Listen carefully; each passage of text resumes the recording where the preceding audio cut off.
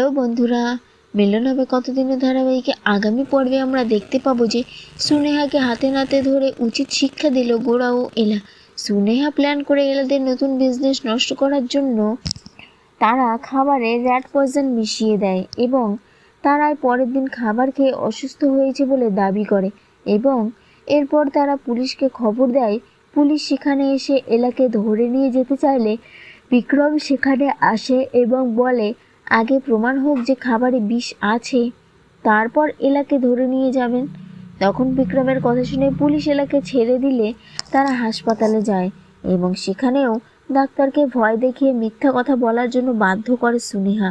এরপর ডাক্তার সবার সামনে এসে মিথ্যা কথা বলে, কিন্তু এলার সন্দেহ হয় এবং এলা সেই রুমের দিকে যায় এবং সেখানে গিয়ে দেখে যে বেডের নিচে একটি বিরিয়ানির প্লেট পড়ে আছে। সেটা দেখে বুঝতে পেরে যায় এলা। এরপর গোরা ও এলা নার্স ও সুইপার সেজে সেখানে এসে সুনেহাকে ধরে। তাহলে বন্ধুরা, কি ঘটতে চলেছে পরবর্তী পর্বে জানতে হলে আমার চ্যানেলটিকে অবশ্যই সাবস্ক্রাইব করুন।